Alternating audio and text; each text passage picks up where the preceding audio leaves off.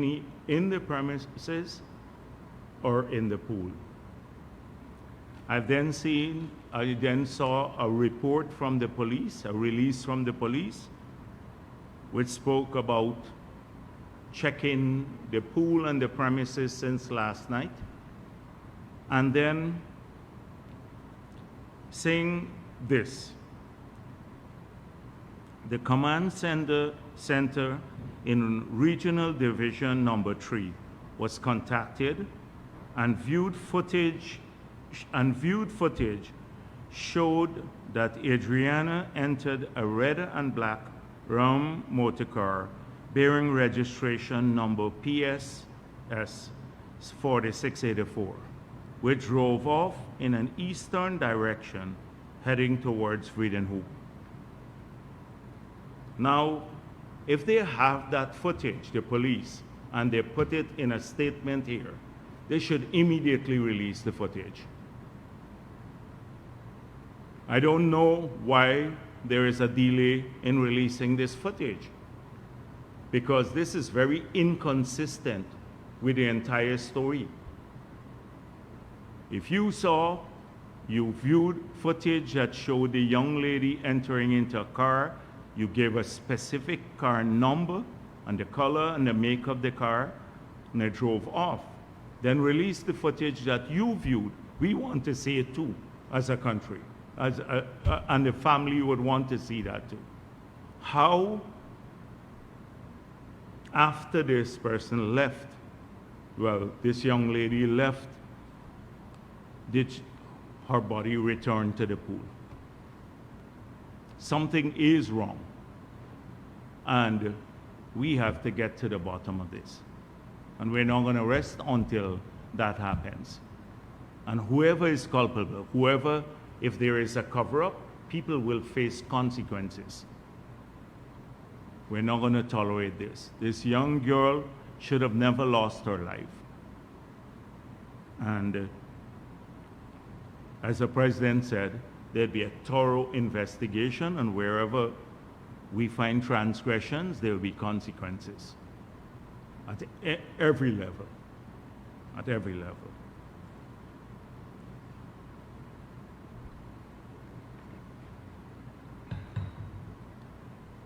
We saw another incident where an individual who was on remand for assaulting his wife, he got bail after attending court, and then he killed his wife and several family members, and then committed suicide. And I want to again express on behalf of the People's Progressive Party sincere condolences to the La Cruz family for this senseless loss again. I hope that in the investigations that will follow, we will get answers here too, because this person who committed suicide, who got bail for assaulting, and I gather it was brutal assault of his wife before, he used a firearm to kill the La Cruz family or members of the La Cruz family. So we have to find out. I haven't heard as yet from the police whether this is an illegal firearm or if it's a legal firearm. Because if he had a legal firearm, after the assault, you're supposed to lodge the firearm. He should not have been in possession of the firearm. So it will be very interesting to see if this is a legal firearm, why it was not lodged. Because the moment that that happens, then the police will take away your firearm if they were accused or charged for assault. So we will look at this matter too. But we all have to to come together as a country when we have these senseless loss of life of our people. And sometimes it's hard to avoid this because you don't know of people's state of mind. But nothing justifies taking people's lives. Nothing does that. And therefore, our country is poorer when we lose our citizens, particularly in this manner. There should be a thorough investigation also of these killings.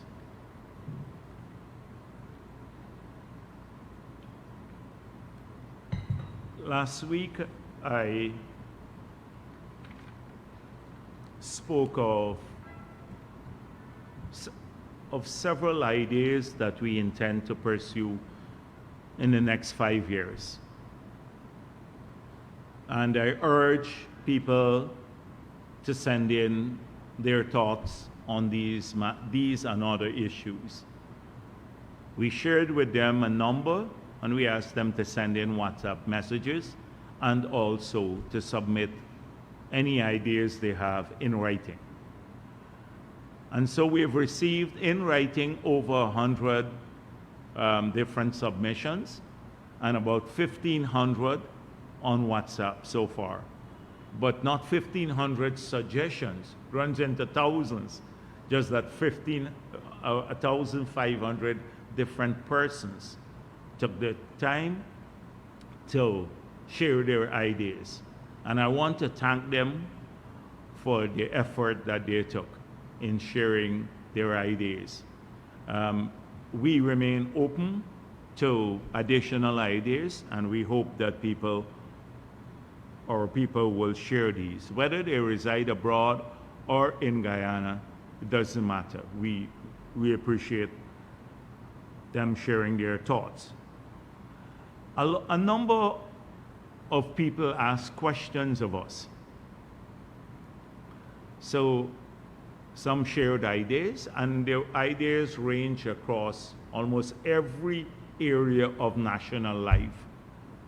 And also they cover international trade, foreign relations, the economy, and then some very practical issues like garbage collection and cleaning of drains and doing pastures in different areas for cattle, or focus on some specific issues. So some were broader policies and some very specific ideas that address problems that people face. But many used the opportunity they had in contacting us to ask questions. And so I want to assure people again, I want to respond to some of the questions that they posed, because I thought we had done so already, addressing some of these issues. So for example, people ask, will the next 5 years see an increase in old age pension again? We know you have double old age pension, but will the next 5 years, can our pensioners see an increase? And the answer is yes. So please don't, you can submit it if you wish, but you can submit other ideas too. You don't have to resubmit that, because the answer is yes, and significantly.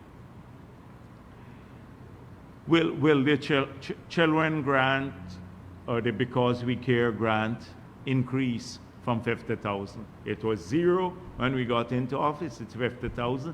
The answer is yes, and it will increase significantly. So you don't need to really submit this as an idea again, because it will happen. I find a lot of the ideas around these issues. Then will we reduce taxes on vehicles in the next term? in office? The answer is yes. We said that already. We lowered the taxes in this term.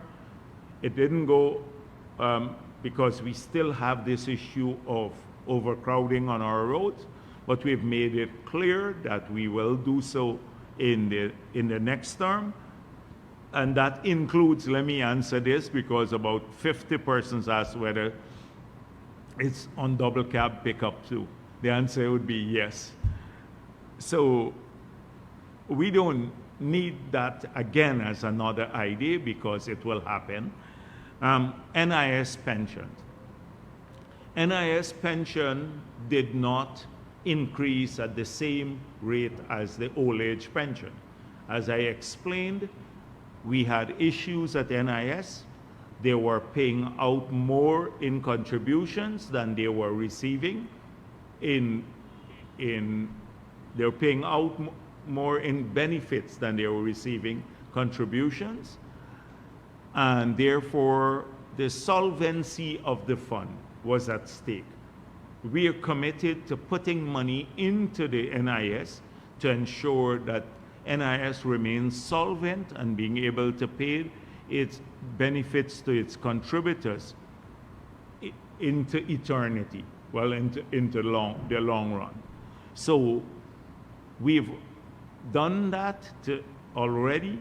We put in $10 billion to help those who are not receiving the old age, the pension, who didn't qualify for it.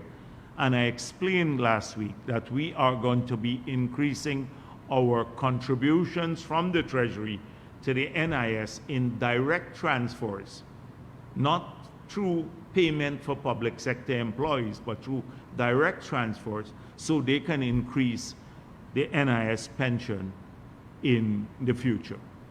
But that will mean direct cash, large cash injections into the NIS to do that, and we're committed to doing that. So the answer is yes there again. That will happen. Public service pay increases. Will there be that? Yes, and significantly. That will happen. We have already, a lot of suggestions came about investing in recreational and sports facilities, and we are committed to doing this. We've made it clear that every ground across the country and the coast will be developed as recreational areas, and then for sports, including with pavilions and lights, every single one in every community. Already we've started that process in Georgetown. All 34 would be done. I've explained this numerous times. In Berbice, 125. In the Amerindian communities, we are even moving to put in lights in some, but it's harder there because they're not connected to the grid, but definitely the upgrade of those grounds.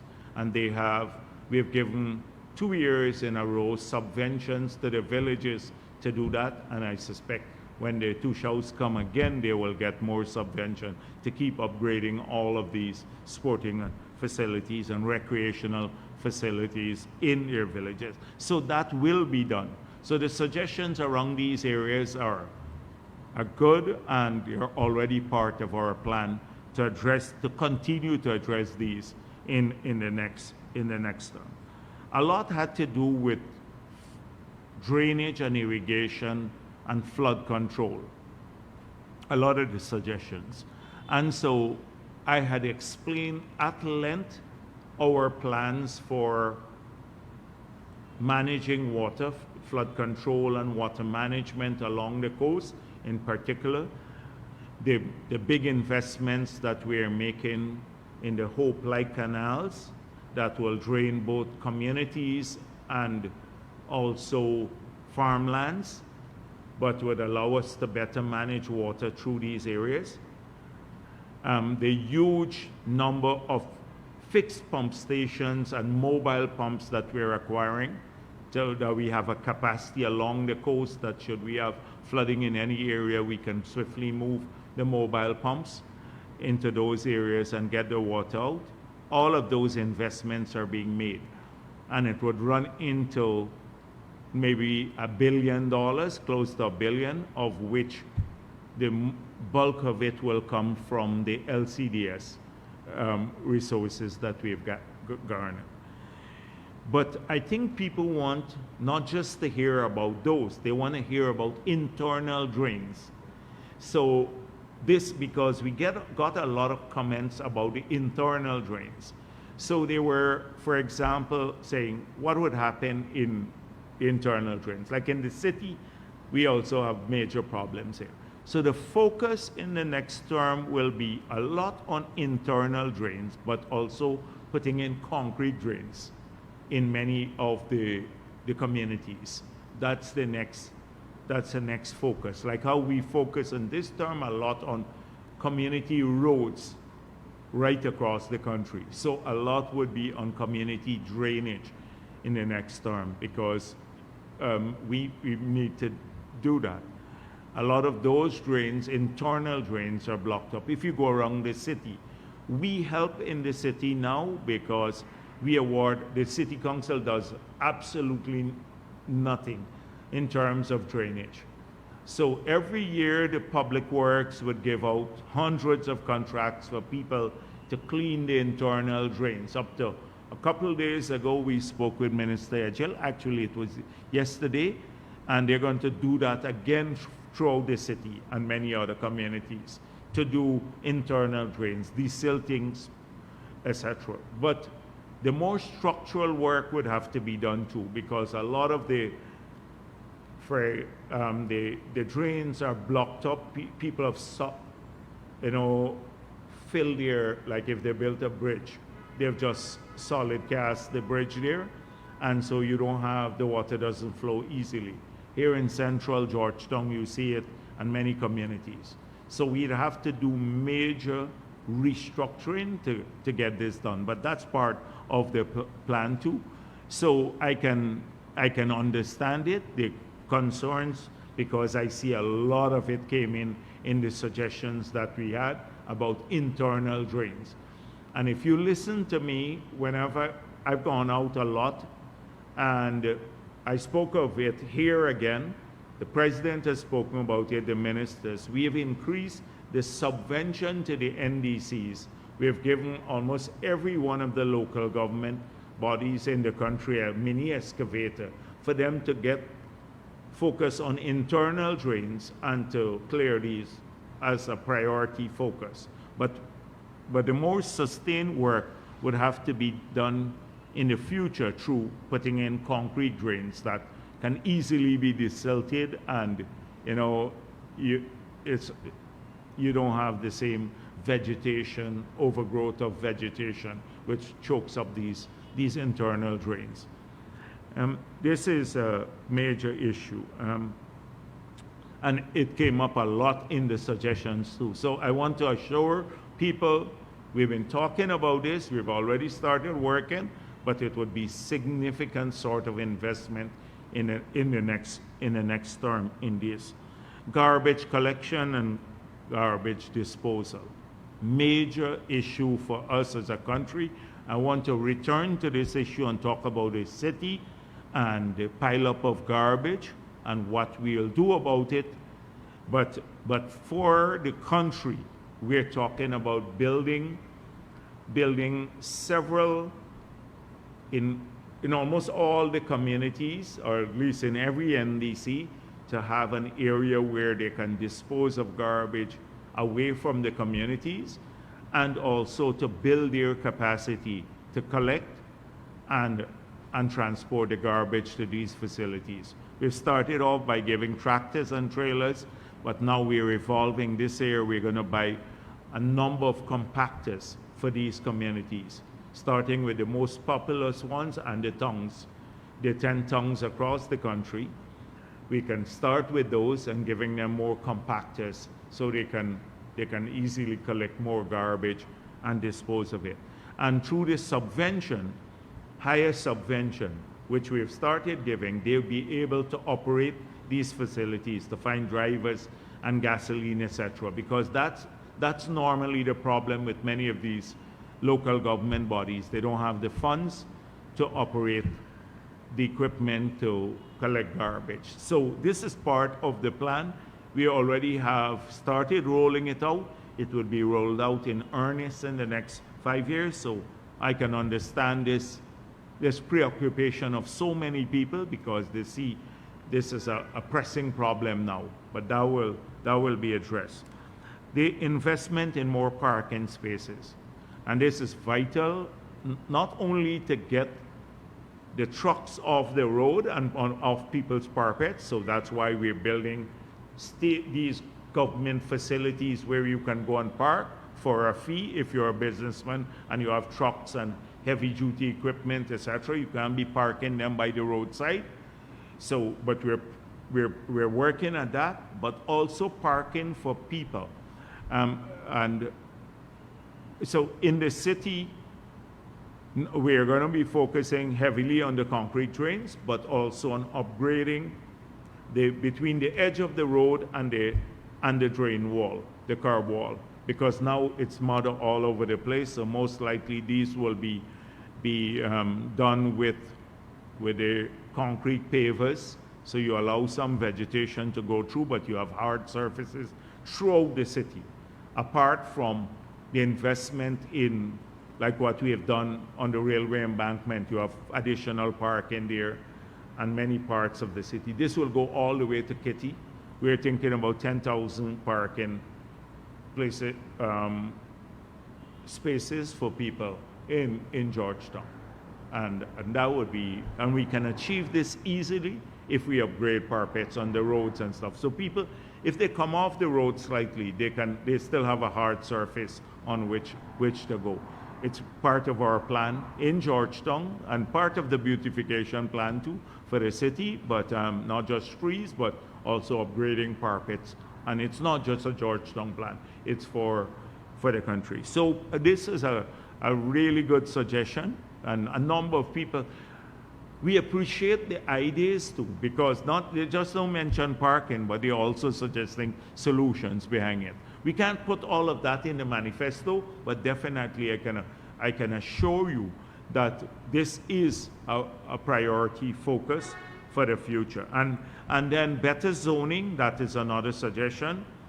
So I want to tell you the conversation that we've had with several people in community meetings. Now, a lot of people they have a workshop in a village.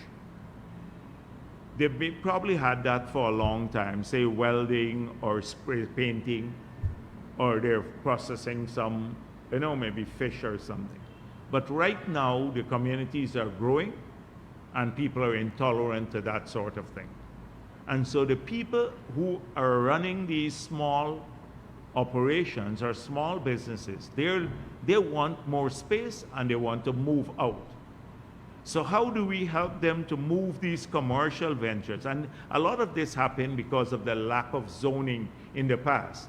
There used to be a time when you zone areas. So in Queenstown, you couldn't put a commercial facility.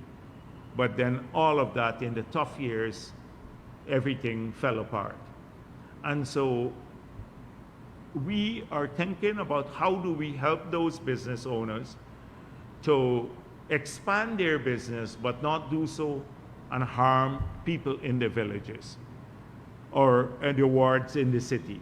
So this is why a series of, in the backlands of the villages, we're thinking about creating some small parks, not the big ones like we're doing at Enmore that would have like hundreds of businesses. That's a huge industrial area, or that would create thousands of jobs for people on the East Coast. One is being built there, but that's a massive one. But these small commercial type facilities or parks at the back of the villages and in parts of the city where people can go and group their businesses there.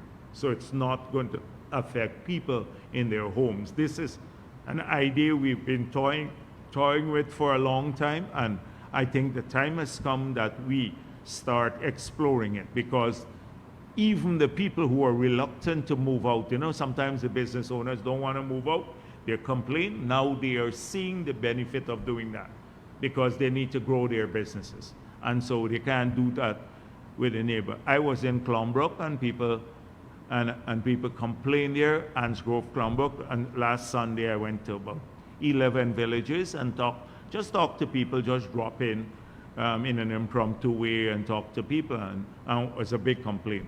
People, mining sheep in 70 heads of sheep next door to the neighbor. That's a major environmental problem. You can imagine the smell and stuff like that. People are complaining about it. So this sort of thing is, I guess people are concerned about it, and therefore from an environmental perspective, we have this in many parts of, that's why they sent in these ideas. A lot of places of worship, they want free water and electricity. Well, we're going to do, I think the free water up to a limit they're already getting, and the electricity, I think we can put a cap to, because you don't want people to be, everything they start renting out the place to, and then get, the bill would go high. So I think it's a good idea, and there's a sympathy in the government for that sort of thing. A lot of suggestions about how we can improve efficiency of delivery of health care and the focus on management. Tons of suggestions there, like literally hundreds. And also about digitization of the public service, something we spoke of already as part of our plans for the future. But people want a greater comfort from less hassle in accessing public service now. And they want to do so from their homes, etc. We already signal, like in the next term, pensions could be paid through maybe your bank account. People can be able to open that. The same thing with public assistance, etc. So a lot of that will happen, but that was it.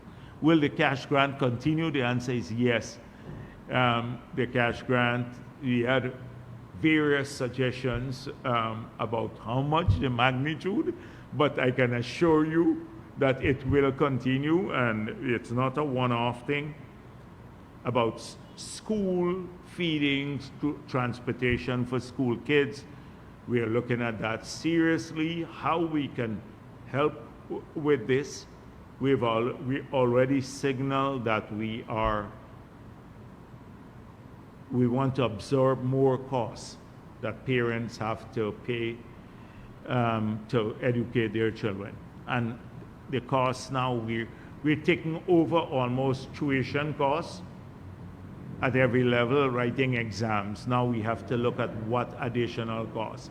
So definitely on the school feeding program, expanding that so that the kids can get more meals in school the next term. The transportation, it's a dicey thing with these big buses back on the road and stuff like that. Or it could work through that way, or alternately giving the parent maybe some more subvention through the Because We Care grant to help to offset transportation costs to school for their children. So not necessarily reintroducing the big bus, but we're thinking about it seriously. There are lots of suggestions. Development of investment vehicles. A lot of people commented on the ideas we floated about shares underwritten and with guaranteed return on those shares, and guaranteed dividends paid on those shares. Or bonds for ordinary people. They like the idea, so they shared a lot of suggestions. They talk about a junior stock exchange. A whole range of things came up, and how more and more of the lucrative government opportunities we can put into vehicles that people can invest in, Guyanese can invest in. Development financing is a big issue. We knew that before. We said we'll do it. a development financing institution for small business, but for many others.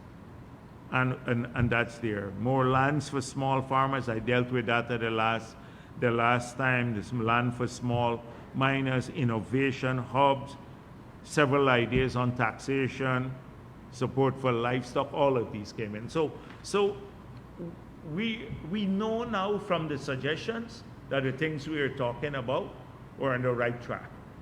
Because, and the reason we are on the right track is because we are a party that listens to people. All through the four and a half years, we are listening. So we know what affects them most, and that's why we can reflect these as part of our program. So we are not too far off. And a lot of thing about people wanting their own home. That's why we are now suggesting subsidizing rent, like the PNC is. Nobody approaches you. When I go to Starbucks or anywhere else, people say, I want to own my home. I don't want government help to rent.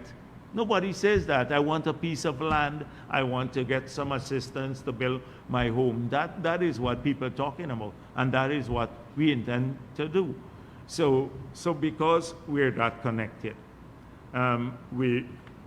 these are just some of the numerous ideas that we've been having. And I just wanted to give the country a feedback as to what's coming in so that they too can participate in this process of sharing their thoughts. But you don't need, if I mention some of these again already, then they're going to be part of the program. You don't need to focus on them, maybe on additional ideas. But if you want to, nobody is preventing you. If you want to, feel free to do it still. We don't want to truncate the enthusiasm that we have witnessed in the past week. I think it's commendable, and that people are participating, and not a single negative. That's why I like thousands of suggestions, but people just focus on changing lives to the better. So I wanted to talk a bit about garbage in the city. And the city council gets a free pass from everyone, particularly places like the Starbuck News, which I thought would have been more balanced. You will get a free pass from Gordon Mosley and some outfits because they're pro-APNU. But at least the Starbuck News now will never really ask the tough questions of the city council. And it's a failure of the PNC. If you want to see how the PNC and AFC manage things, the city is a microcosm of their management style. They failed at the national level, and we've witnessed that in their planning efforts, or their lack of planning, and the mediocre policies that they put in place, and the consequences of those mediocre, unsustainable policies led to the financial ruin of our country.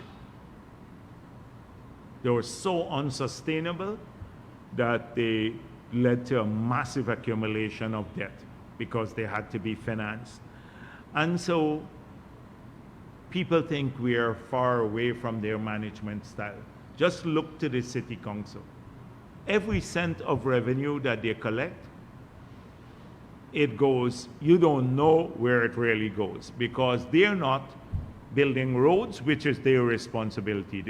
The central government has taken over road construction in the city. And every road is being done, and every one that has not been done, I met with community groups in Georgetown over the last couple of days, and every road that has not been done will be done, because we promised this at local government elections. So we've taken over roads. We spent $1 billion between last year and the rollover from this year for the Hogsbush, upgrading Hogsbush. So take garbage out of the city. Remember, we built that You had a dump site in the city. We moved it out of the city. We spent $1 billion there. We're awarding contracts to clear the internal drains in the city. They don't focus on that too. So absolutely nothing. Absolutely nothing. The only thing they were supposed to do is to pick up the garbage.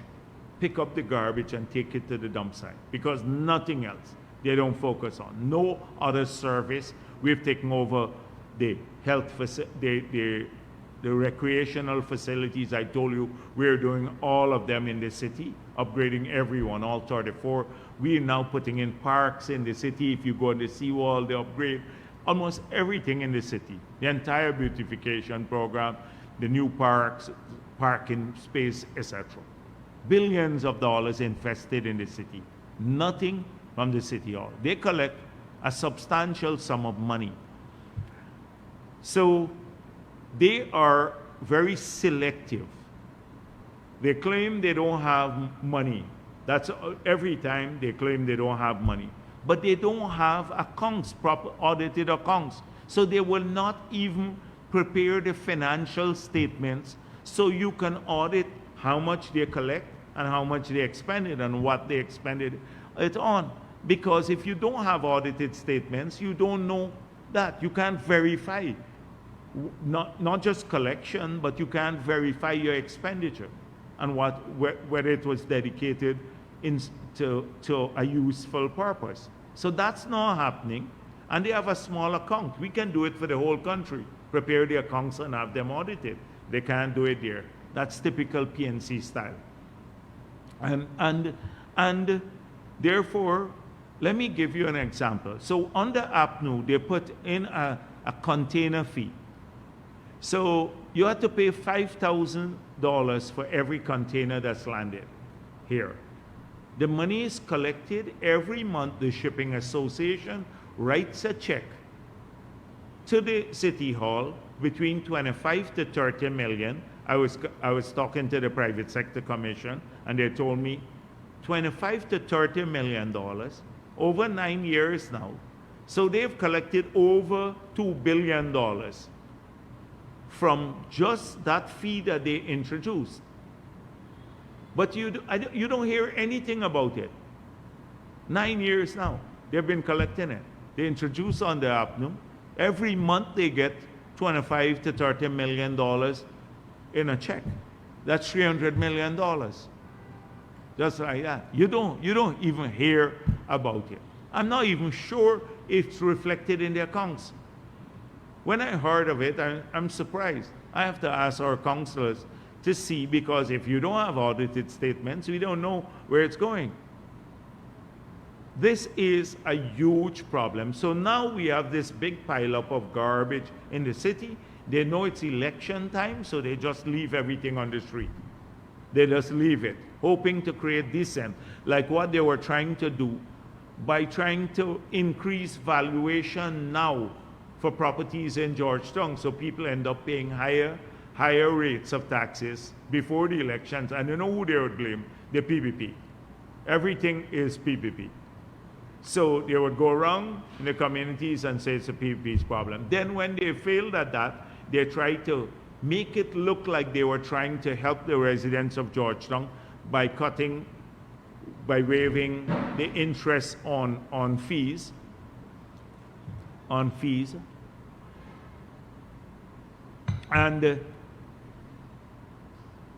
it was a scam. We had to put a stop to it.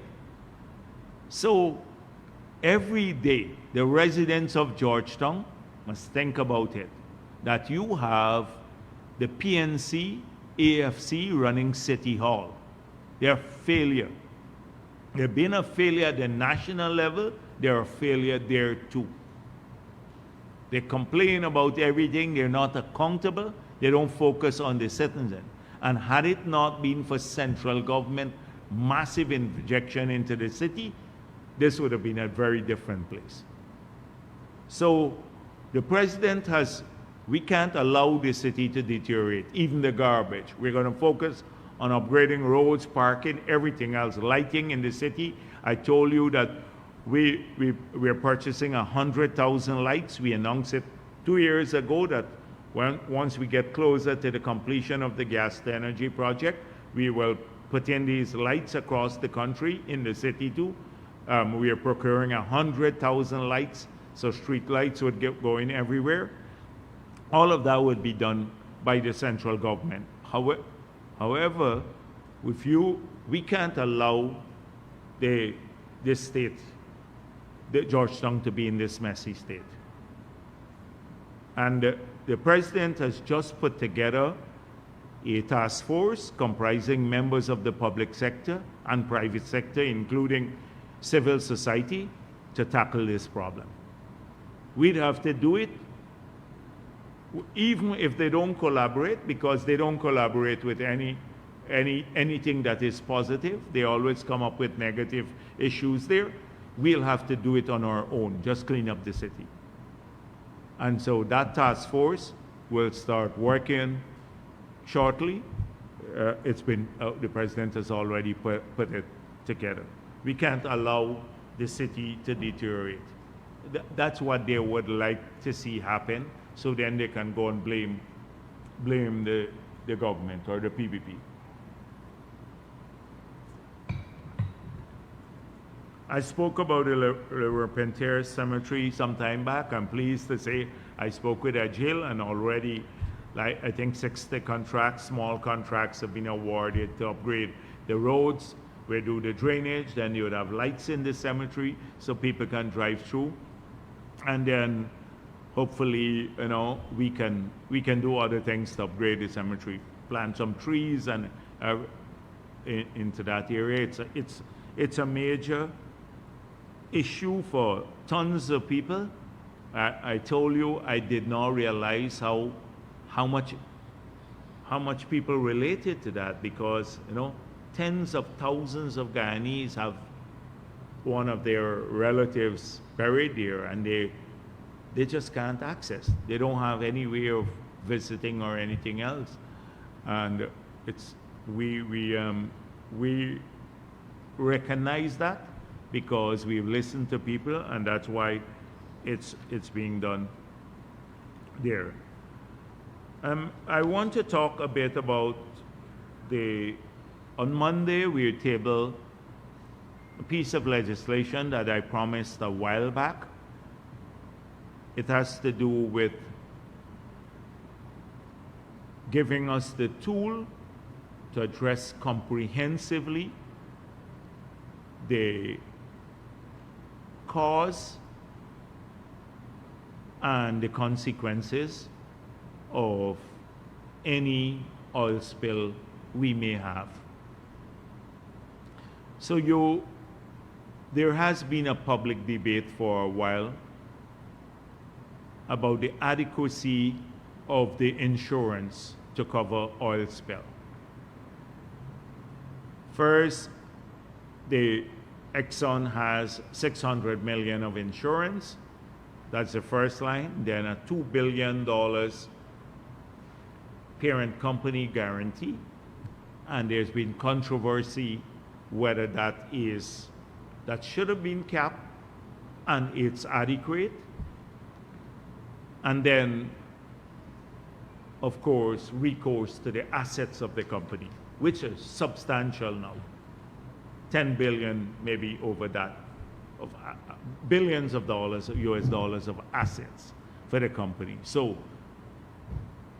this is how you approach it. We thought it necessary to make the perpetrator or the company responsible for any oil spill in our country, particularly in our territorial sea and exclusive economic zone, responsible for the cleanup and the consequences of, including disruption to people's economic activity. And so we promised to pass this legislation. We've been working on it for a while. We're ready to table it on Monday. So the law will broaden the scope to include companies transiting our waters, that is vessels, because we did not have a law covering a spill caused by, say, a maritime, a tanker coming to collect oil here.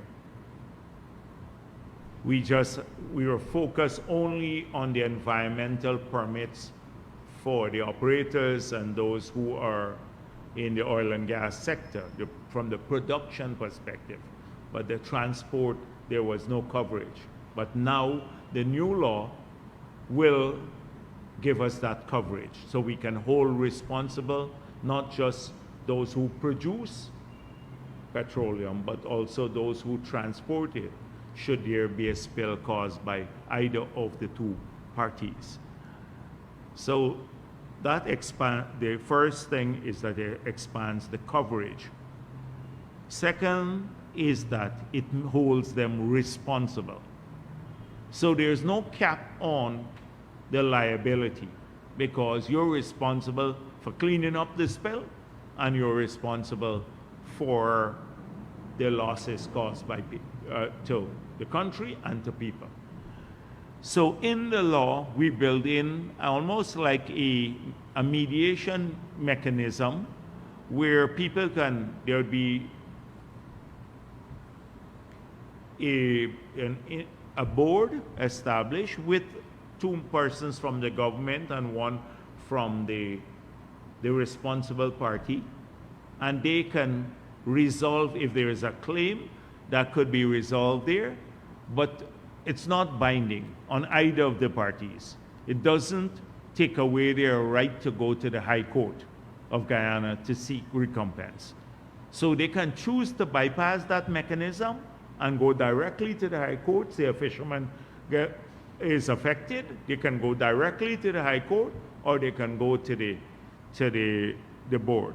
Should the board come up with, say, making a recommendation and all the parties agree to that, then it becomes binding.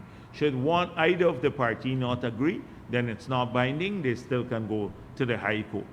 So we put in place a mechanism in the law, or the proposed law, that will allow people to seek recompense should they have any economic loss.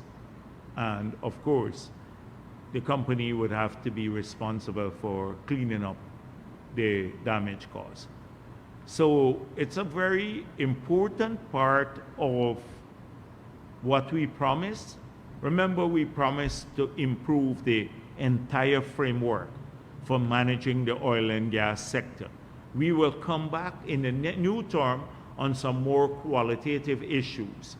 But right now, this term, given what we inherited from APNU. APNU had a 1986 law that they were still using to govern the petroleum sector. It had nothing to do, it didn't have the scope to manage a modern era oil and gas industry. We updated that now. We passed a new law. We expanded its scope and gave ourselves more tools to hold the companies responsible for their work plan, etc., and safety and safety of operations. So that was one major achievement of the government. The second was the local content law, which saw thousands of Guyanese companies, literally over 1,000 Guyanese companies benefiting now. Second thing we passed. Then the new PSA that we passed, the old PSA had a 2% royalty, we increased that to 10%. Zero tax, income tax, we increased that to 10% too. And we reduced the 75% settlement to go to cost recovery down to 65%. And on instead of ring fencing, we just decided that we will auction smaller blocks in the future.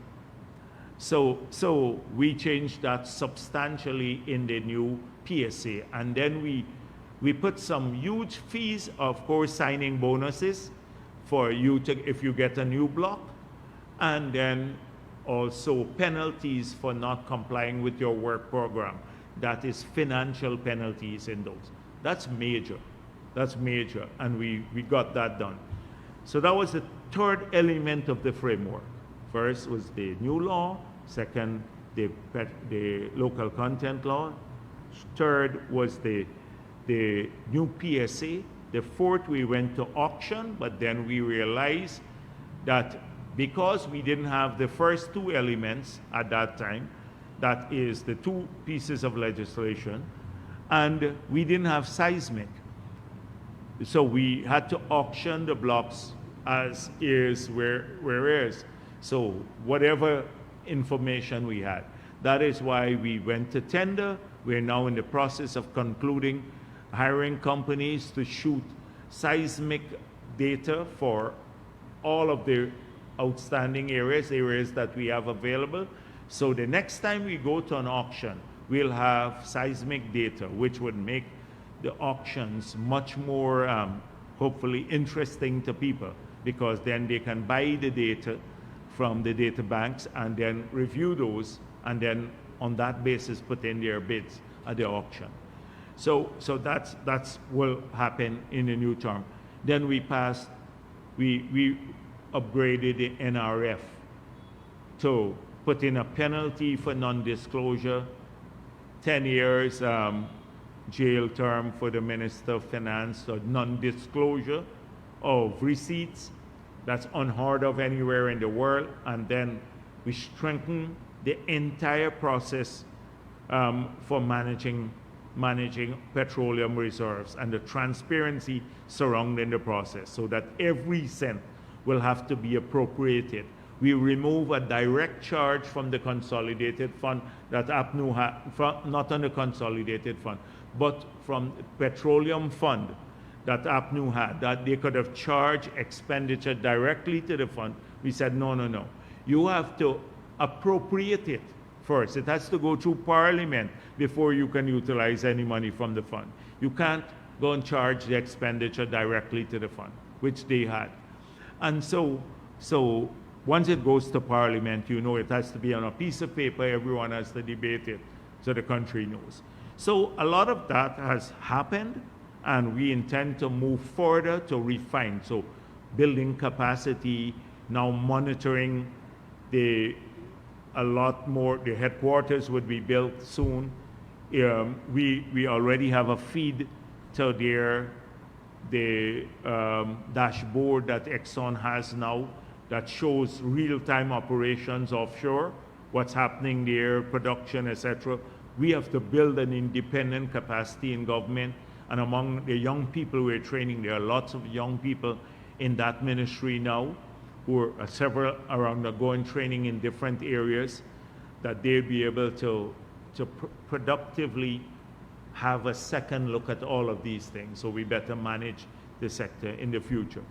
And of course, to look at how we can get greater income from different areas. The next term too, we'll return in earnest to try to monetize the gas so that we can bring more money to our people and to our country, which we've already moved on, but and at least we've laid out the strategic vision for how it should be accomplished. So a lot of those things, I saw some of the suggestions that came in, and they are along the similar lines that we've outlined. But I want people to understand what we had to do now in these 4.5, 5 years, is to create a modern menu of tools to manage the sector and to tilt the balance away from the oil and gas company in favor of Guyana. With the new PSA, we did that. With the new Petroleum Activities Act, we did that by giving us more tools to manage safety features. They have to pay more money too for those those measures. And then, of course, the local content law that still shifted things in our favor. So the French companies can't come here anymore, or Trinidadian companies, and do basic stuff that they were doing on the APNU, supplying cleaning services or food or water or security services or renting buildings or transport services. That's reserved entirely for our people, Guyanese. That's reserved entirely. We've tilted that balance in favor of our people. And that's why it's a substantial sum of money. It's 700 odd million US dollars of spending on those things. Well, those and some other things that Exxon had to spend giving the business to local companies. So a lot of that, including the recruitment. If you can't qualify, some of the companies were trying to dodge that. Some of the big companies, by not putting their expats on the payroll, they're bringing them in as consultants and not putting them on the line position. And recently we closed that loophole. So you can't qualify for the local content law unless you truly have local people, and 75% have to be in Guyanese in management positions. They have to be Guyanese in management positions, and then I think it's 90 or 95% in the other positions in the company. So it's not just we're fetching the water in the company, we also can manage these companies, etc. Because too often that's what the foreign companies try to do, get us to fetch water and stuff like that. We're not into that business. So that has restructured the entire approach. Now, the companies have to come to us and submit a plan to show how they would hire local people. And they have to go to the local content secretariat and say, we want to hire these guys, but we have to, they would say, advertise for us in Guyana. You have to advertise, or if only if we don't have a Guyanese with a comparable skill, you get to do that. So it's a big change a lot. So a big focus on that in the future too, but we have more tools now to better manage the sector. And that's what we've systematically put in place. And now with the last one piece that will go in, now will be the one to manage just in case we have a disaster. We're hoping we don't have, but we have better tools to tackle that. And we can hold people responsible for that. I know when a lot of suggestions came in on two things too: children and animals. And so I want to say to the people who have been advocating this, that focus on this, that it's a priority, stray animals and all of that. So a number of NGOs have been doing really good work. The Guyana Society for the Prevention of Cruelty to Animals and several other NGOs. Last year I met them before the budget, and they showed us the work they have done through various initiatives. And the First Lady has been supporting in a major way some of these initiatives to deal with strays by neutering, sparing them, and generally to raise awareness about how to treat pets, etc. So the subvention that the Society for the Prevention of Cruelty to Animals was about $700,000 per year. So that was last year. This year, it's gone to 15 million. So we're increasing this, and they said we can do much more work now with this, and they would work with the other NGOs. So last year, we met before the budget. I met with all of them because they asked to meet when we had the consultation in the zoo for the botanical garden, the upgrade process. And we met and we work at this.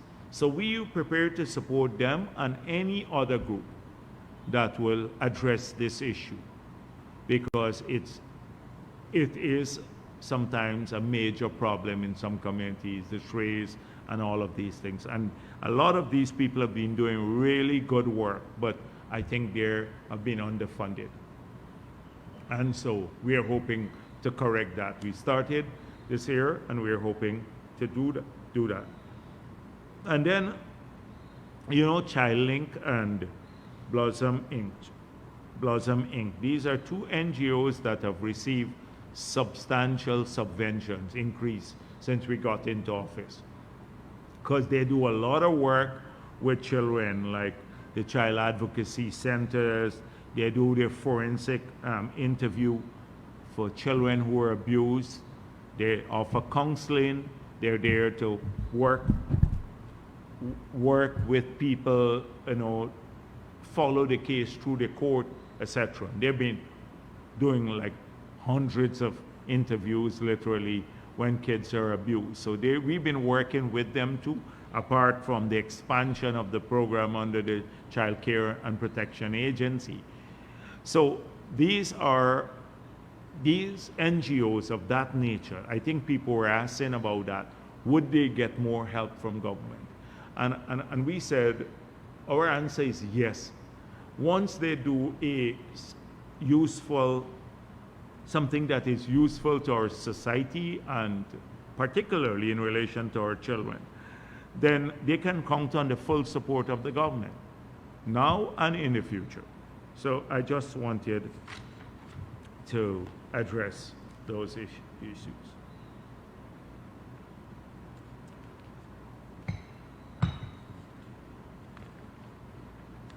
So I see, you know, a couple of weeks ago I addressed this issue when Stabrook had this really good editorial about a cultural policy. And I said the cultural policy and one of its central tenets that they argued for in the editorial was the building of a positive outlook on about your country, and is a positive national consciousness. And I thought it's a great thing, because I've seen some countries who are worse off than Guyana, where people don't have jobs. Here or anything else, they're declining. They still are positive about their country. And then I argue that a newspaper like that, you know, that sits in the middle, or should sit in the middle, you know, they should actually help the process along. And you can help the process along by being what you advocate for, which is balanced and truthful, and also positive about good things that happen to our country and our people. And then I used the Amerindian community as an example. I said several times now, we've had several engagements with the two shows.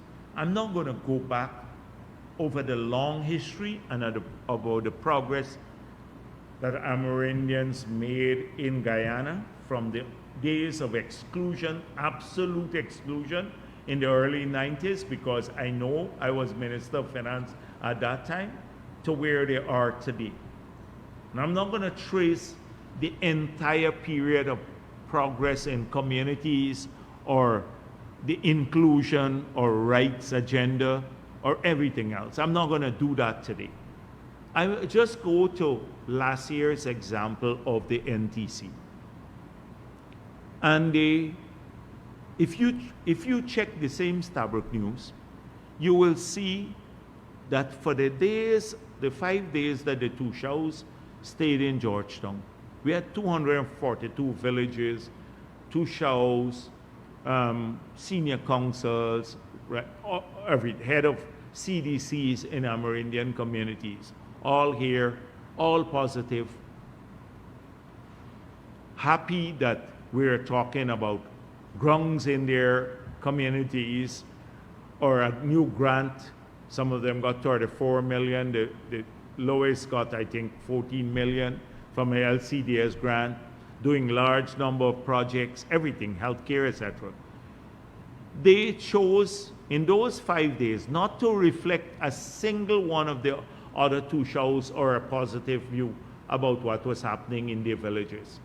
And the conference was entirely positive. They had the APA guy, 1-2 show, and every day he was in the media running down the government or the other two shows, making them look like, they're doing something wrong. And then the same guy showed up there and collected the LCDS money for his village that he was opposed to in the newspapers in Starbuck News. So how can you portray the changes that we're taking? No, I've never seen in any country. You show me which country in the world, developed and developing country, where the indigenous communities are making such rapid progress. I would tell you not a single country that I can think of. I'm not using indigenous people for today. But no, it's negative. So again, in the last week, again, they went off. I told you how the APA operates. APA is like an arm of the PNC. They collected $20 million or so over the last 10 years from abroad that they got, but didn't spend it in the communities. They spent it on conferences and wages and salaries and everything else, not on people. They have appointed themselves, not that anybody appointed them. They don't have a constituency. They appointed themselves as the conscience of these villages. And they can pronounce on what's happening even when it contradicts what all of the two shows say together collectively. So they all collectively want the LCDS and the programs arising out of them, but they don't want it. So their voice matter more than the 240 odd political the leaders of these communities. This was the same organization that's the head of that organization, Jean LaRose. In the 5 years under APNU, she became deputy head of the PNC list in 2015. The head of that organization became deputy head of the PNC list and then advisor to the APA, still remains there. Recently, Laura George, who was, I think, one of the senior officials there, resigned to join the AFC campaign. This is a PNC outfit that they were the ones when there was an assault on the Amerindian community. All the 2,000 CSOs lost their job, not a word. When APNU said, you can't get no oil money if you want more land, they didn't say a word. They didn't say a word, but in that period. Today, look, they're at the UN now talking about free prior. The government doesn't respect free prior informed consent, which is a fundamental principle under the UN conventions, that when you deal with indigenous communities, you have to get their consent. So when we go to the LCDS program, the funds there, we give the villages, they all have to have a meeting of the village, their individual village. They have to get, I think, over 60% of the villagers to attend. They send the minutes that they agree to the proposals, they bought into it, etc. They have to buy into the program through consultation at the village level. The two shows represent that.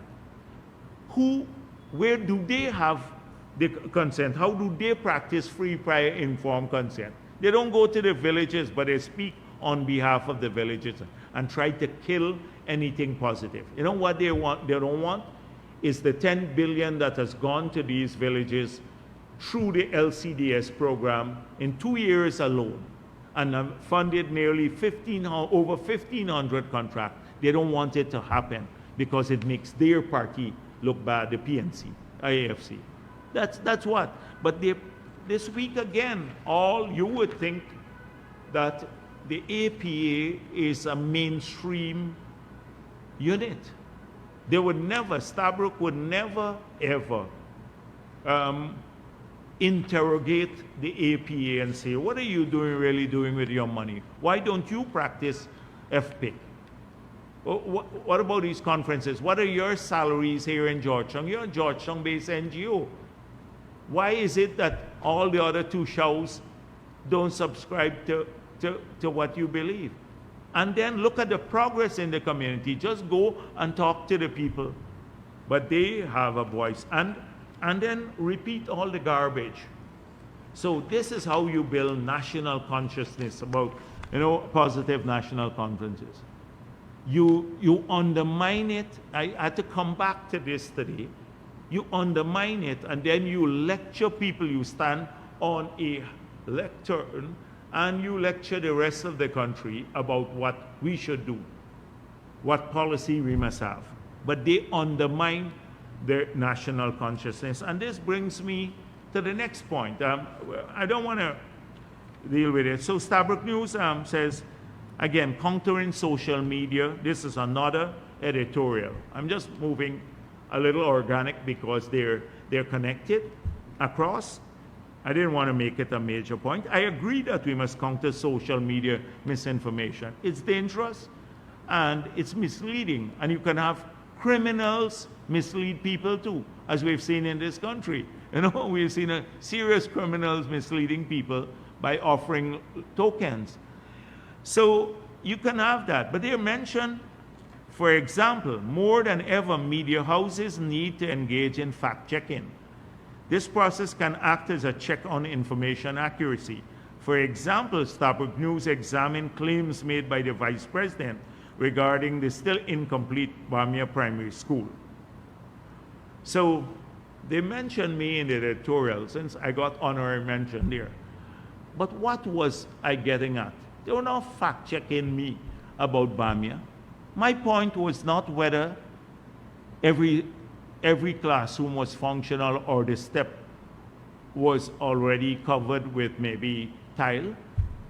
My point was with Bamia that you argued, for a long time they argued that we exclude Afro-Guyanese from growing in this country. The PPP has been a humbug to Afro-Guyanese making progress in Guyana because we're racist and discriminatory. That has been their argument, the PNC, AFC, and they carry it in the newspapers here. That the moment, so this is an Afro-Guyanese company that won this bid, but suddenly they're connected to the PPP somehow. These are not card-bearing members of the PPP, hits and jam people. They're not card-bearing, but they are progressive people. They want to grow, they want to do other things. They've run them down on this school more than we have around Georgetown, some big contractors right here on the coast who are doing shoddy work, who are taking long to do the work, who have not even completed work, massive contractors. Why don't you run them down? You focus all your attention on Bamia. All your attention on Bamia now because we broke the stereotype. These are young black individuals who are progressive, who are working hard in very difficult terrain there to build a school, but it breaks the stereotype that they've been trying to progress. So they have to pull it down. That is my argument against the Bamia thing. Why not focus on everybody else? So, like Bamia, why didn't focus on the 600 million that APNU disappeared from this disaster, the place where donkeys rest there all the time now. What's it called? Durban Park, yes.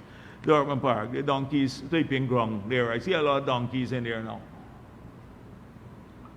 So the thing is, they don't focus on that. They were running this, so they fact-check me. They fact check me. So why don't they fact check their own articles? They're lecturing social media.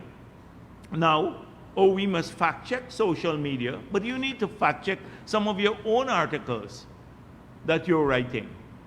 You know, you want to fact check Jagdeo and Bamia? That was not my point about whether the school completed. I may have said it's based on my report, 95% completed or something like that, or 100%, what I get. But my point was different. Why don't you fact check that? And fact check how many Afro-Guyanese have made progress under this party. Fact check our policies, how they're national in orientation. You wouldn't do that and compare it with APNU. Fact check things. Fact check your own misleading articles many, many times. And then we go on, since I'm on editorials here, another one. Why don't you fact check this, something else too? So, the 8 subjects, payment and context, another editorial in the Starbuck News. It's almost like we can do nothing right, the PPP. So the president announced we're going to pay for all the kids. If they write CXC or CSET, we're going to pay up to 8 subjects. The country, they were negative about it. They got slaughtered on their feed. So they had to come back at it now. So, however, behind the applaud, right? This is what, because people across the board felt it's a good initiative and it's for all of our kids. It doesn't matter where you live, what race you are, whatever. You get it's for all of our children. They had to come in like Scrooge. They can't even allow one little thing to pass in favor of the government. Oh. However, behind the applause came criticism, particularly from a Starbuck News editorial that questioned the lack of procedural transparency and financial disclosure. Oh, they're the guardians now of procedural transparency and financial disclosure. Irfan Ali must not make a statement as the president until he is satisfied Starbuck News standard for transparency and financial disclosure. Even when it's good for the people of the country, all the children of our country, we must now have to check with them every time we want to pass a new policy. This is the sort of arrogance, the elitism that we consistently have to fight against. That they believe they know better than anyone. They set the standards. I don't know who writing these editorials. And so they went on to, in particular, demand our attention, cost-benefit analysis. So they want to know how we're spending taxpayers' money. Whether I just deal with the cost-benefit analysis first. So are we getting the best return on this investment? So why don't they ask themselves that when we put the ads in the newspapers? If we do a cost-benefit analysis of the reach that we will get with putting an ad in, say, one of the mainstream newspapers, it's a fraction of what we will get from putting it on some people's pages and some of the outfits that are online, independent outfits. So shouldn't we do a cost-benefit analysis of that? But you dare to do that, they would say, oh, we're trying to starve them of ads. When you do a cost-benefit analysis of reach versus spending. But they would do it, we must do it to decide whether we will give all the kids or pay for the 8 subjects for all the children in the country. We must do it then, but we mustn't do it when we look at the reach, that benefit of taxpayers' money. And the second one is about the acute financial health of Guyanese households. So they had to speak about President Ali again and said, oh, he's been making grand promises of transformation. So if people are so wealthy now, why do you have to do this? They should be able to afford it, because we've been saying people are growing wealthier. The fact of the matter is that we have started producing oil just a few years ago. They believe that immediately we will get, every household is wealthy. We must not speak about the progress that households are making. People are making progress in getting a piece of land, or they're building a home, or they're acquiring a vehicle. But many of them still have to get a loan because the salary is growing, and they do need, and they can fund more things from their salaries, but they have to fund much more. They have bigger obligations. So what's wrong with the government offsetting some costs that the families have to bear? But no, since you say that our households are getting more prosperous, why do you have to do this? Let them fund it themselves. It's a misrepresentation. I don't want to go into the historical changes of people's lives. The United States of America got where it is now because it grew over 200 years by maybe 1%. It's an accumulation. We came out of, in Guyana's case, in 1990, we were considered poorer than Haiti, the poorest country in this hemisphere. Today, we're there now on a per capita basis. That's what they use. One of the, in fact, maybe the second highest per capita income in the hemisphere. So you have to grow out of these things. You have to grow out of them. But they abstract from all of this because President Ali speaks about transformation and prosperity. We must now stop the government talking nonsense. Because if people are prosperous, you don't have to pay for their education. As though we can get everyone immediately out of poverty. We still don't have the budget this year, all the oil money this year can only fund 37% of the budgetary expenditure. Only 37%. So where is all this sudden wealth? But because we are spreading it, it's going to be managed in a sustained way, we can point to where we're going, and we're supporting our people. If we take away the cost from the parent, yes, the wealthier man may benefit a bit more too.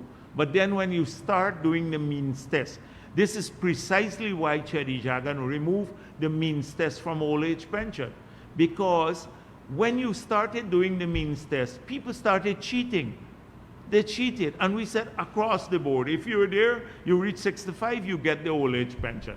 And it's easy now. We know that some people who are wealthier may not need it, but they're going to collect it still. They may not need it versus the guy who is poorer. But it's easier to do this across the board.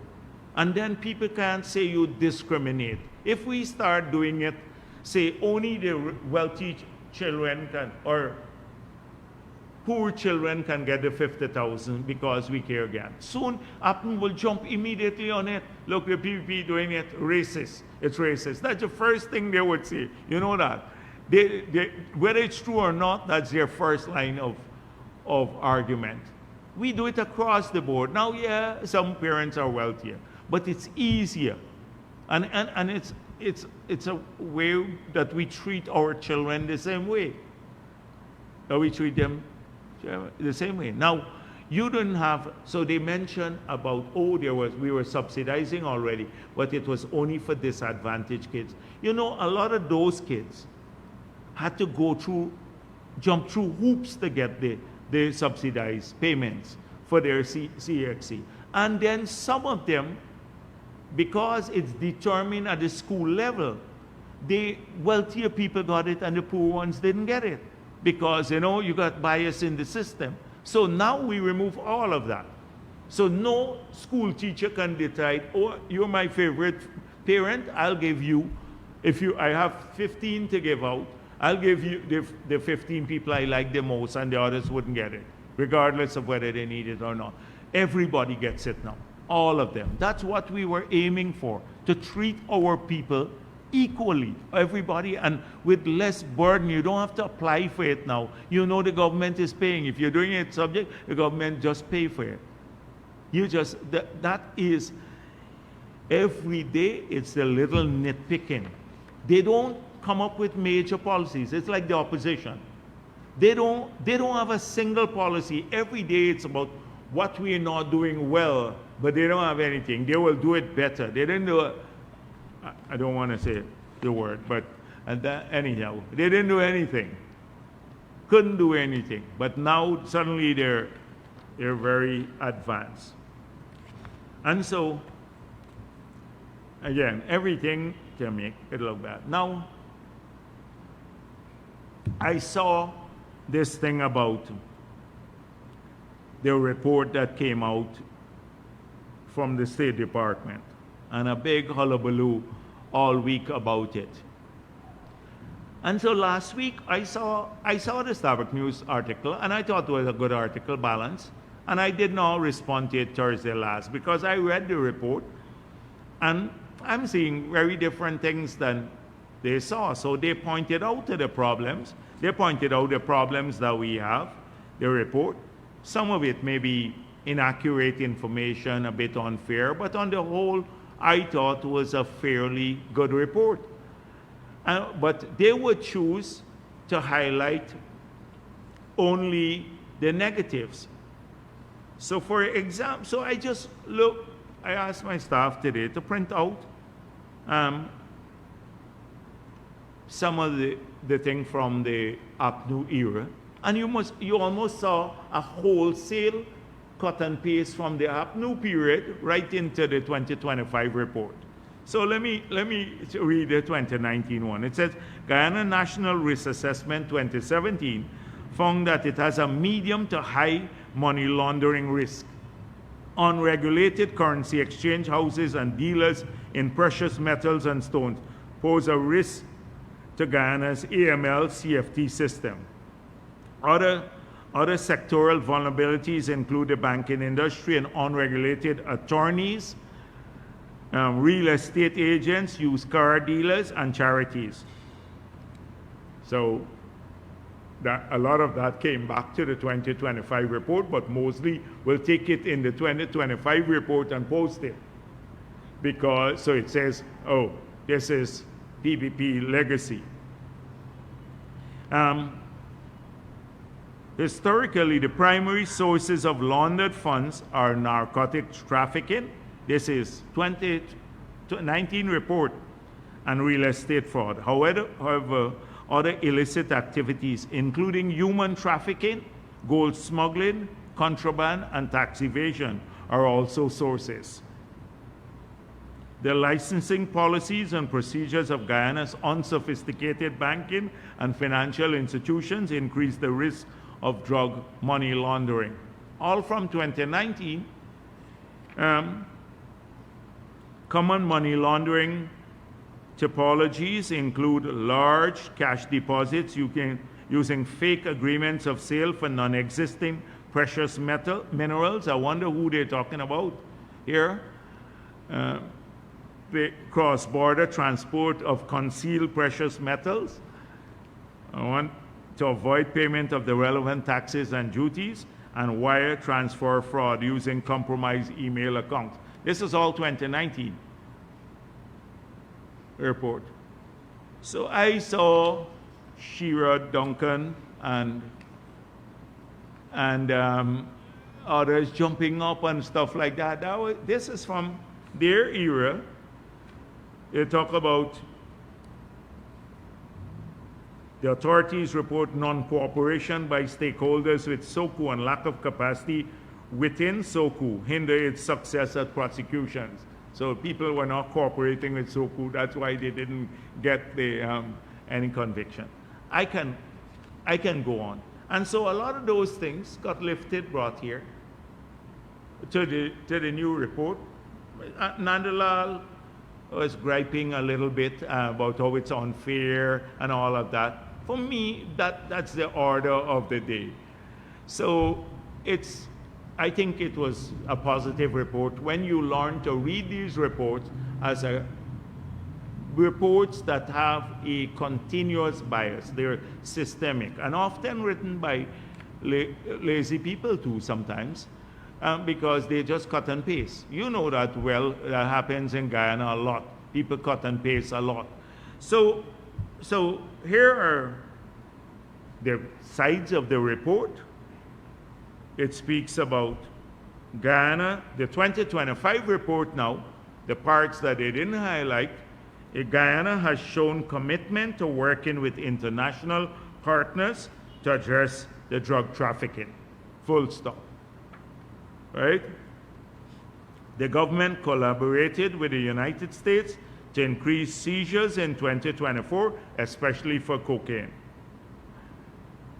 Guyana National Drug Strategy 2022 to 2026 provides for strategic programs to guide the country's drug control efforts with a focus on interdiction, prevention, treatment, and anti-money laundering efforts. Right? In 2024, the United States and Guyana's joint interagency task force, including its defense force, collaborated to seize 4.4 metric tons of cocaine worth approximately $195 million, I think it's US dollars, the country's largest ever drug seizure. And it goes on there. I can go on. The United States and Guyana have a strong bilateral partnership and shared concern for combating transnational crime and enhancing regional security. Those parts of the report you don't hear. Those speak about orientation of the government, the partnership.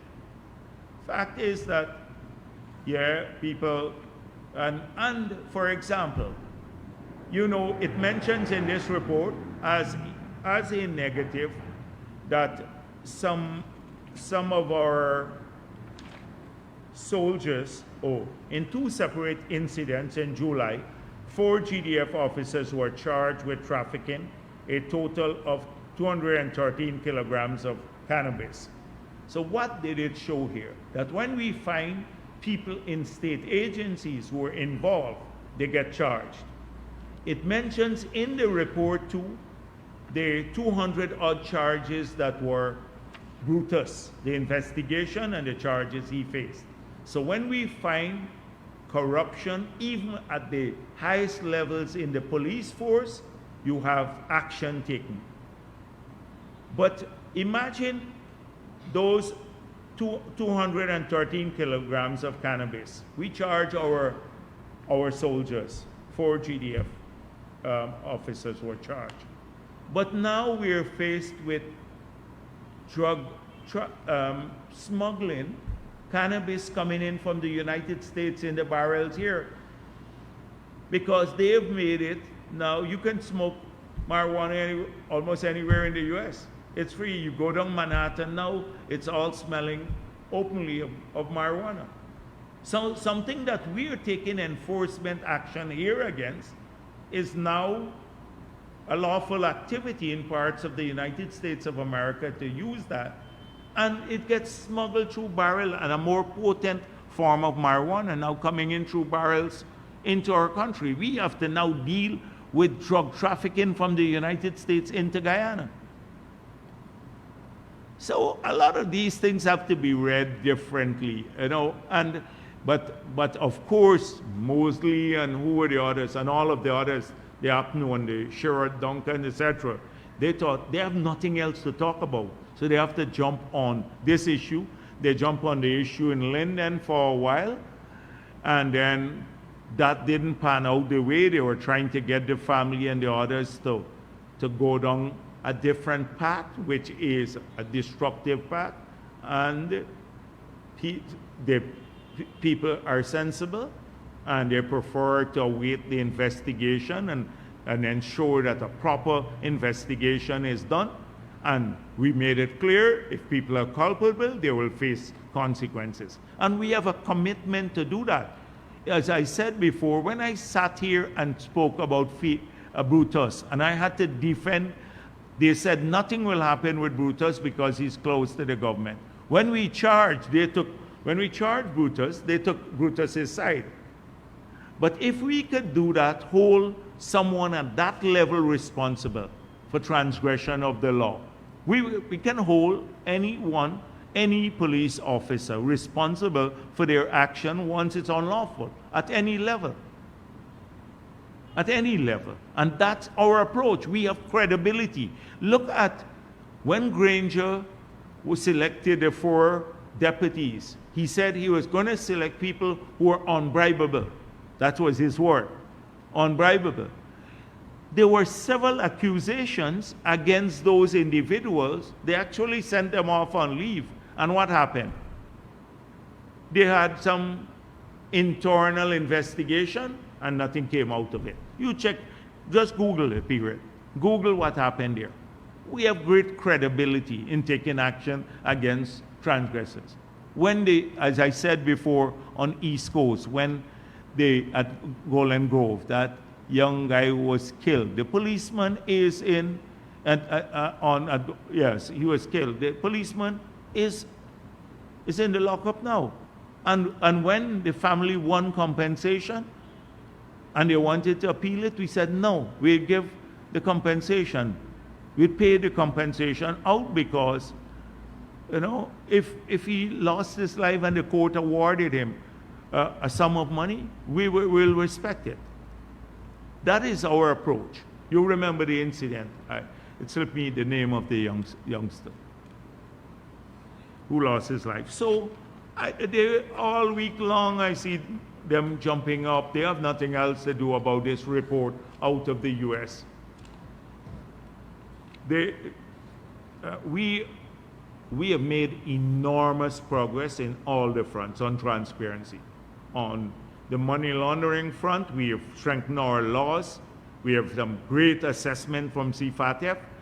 We have worked closely with the U.S. as they put in the report themselves that we're working closely together, not just on policy, but in interdiction, and with great success. We have strengthened the anti-corruption framework. In spite of all you hear about corruption, I've explained that before, that at the central, the NPTAB, you now see every contract that has been awarded from 2021. Before that, there was a gap from 2015 to recently. Every contract there on that website, and the method of procurement, the value of the contract, and who got it. That's transparency. That's transparency. And so we have looked at. I'm very suspicious of the PNC and AFC. And nobody could blame me for being suspicious, especially as it relates to election matters. On a personal level, they're okay, but when it comes to stealing elections, they have like a real knack for doing this sort of thing. So when is the 24th? Today is the 24th? I saw something come out of GCOM, and it says here, the Guyana Elections Commission has seen evidence of the existence of a fake link purporting to be GCOM Online. GCOM Online employment recruitment portal for the upcoming general and regional elections. And the first thought that came to my head, PNC AFC. I'm very suspicious. So be careful you don't get duped and you apply to them for a job, because they will take your data, you know, or they will chase you off if they believe you're not sympathetic to them. They'll chase you off and tell you, you know, you can't get a job here. Apply to the real GCOM if you want a job there. They've outlined the authentic, the legit website, and go there. Please, don't get caught with this. Here, And they might be having a hard time getting polling agents this election, whenever they come. Because as I said before, in 2020, they said the PPP bribed all their polling agents. Remember and they changed the SOPs. So the people who work hard throw their belly for APNU and AFC then, they just dump them off. They treated them badly. They'll do the same again. So they're going to have a hard time finding people. Maybe this is one way of trying to get people to work for them. But I don't trust the people. So I thought, let me just bring it to your attention. We have to watch carefully. And then the AFC, Kaishore News, AFC has disclosed that since their meeting with the Elections Commission, well, the headline says, GCOM implemented 2 of 26 recommendations from EU. They forgot all the changes we made to ROPA that will make the process now transparent, the entire process. Leaves no room for ambiguity, capricious decision on the part of officials of GCOM, like what Lowenfield and Mingo and the others were doing. They, from registration all the way to declaration of results, we have changed the system so that it's more transparent.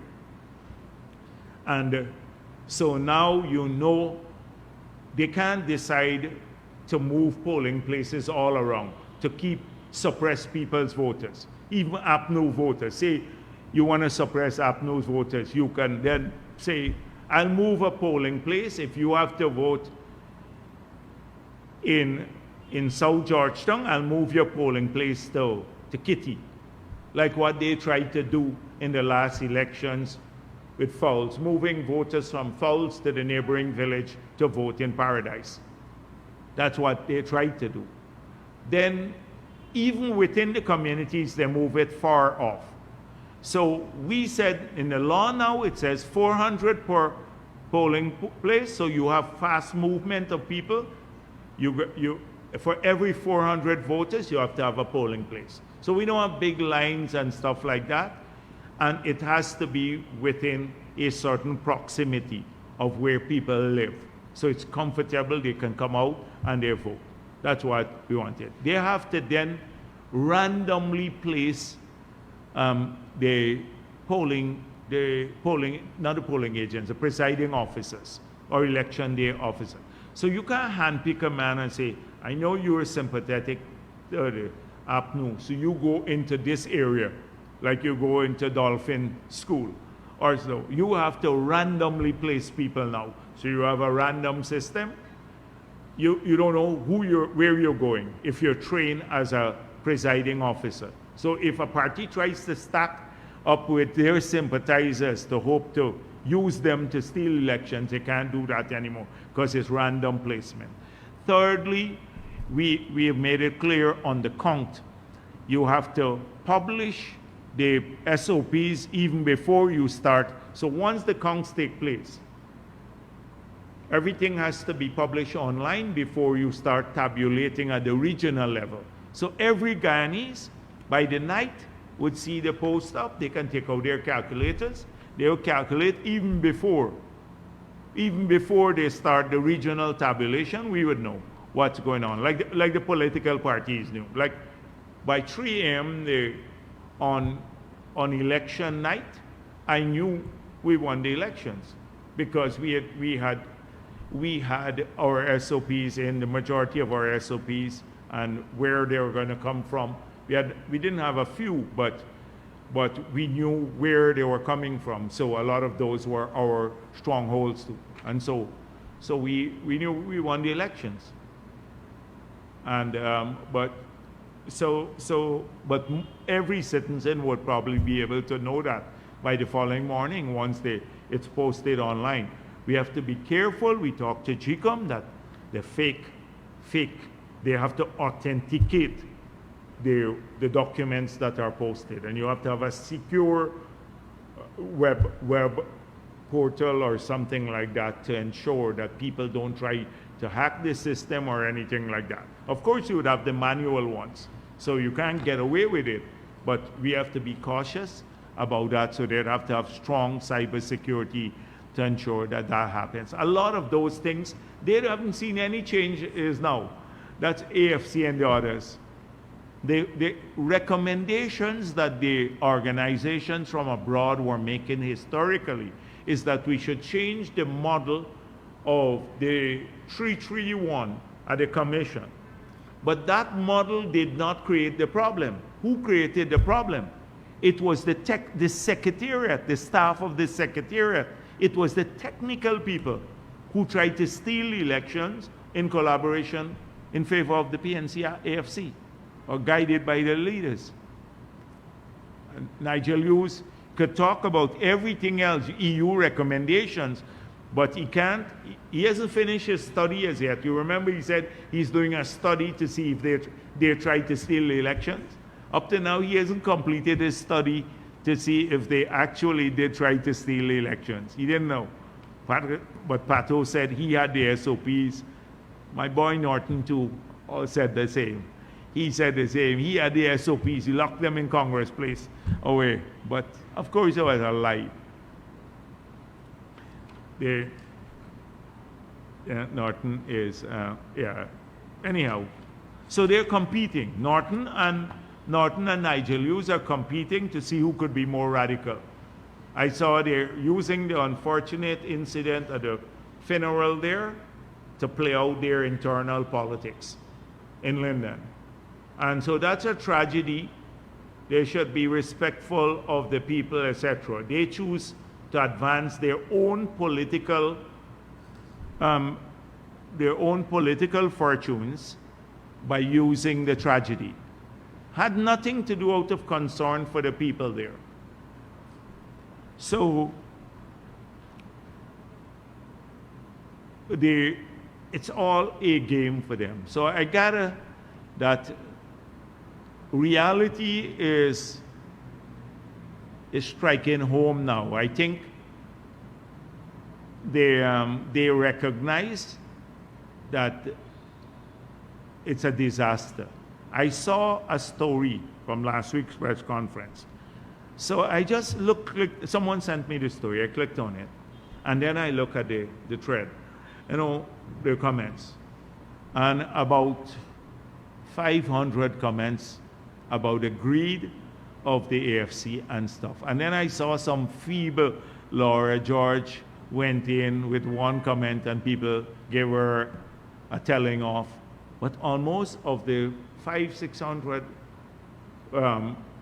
persons who commented, you could maybe count 4 or 5 who were positive about them.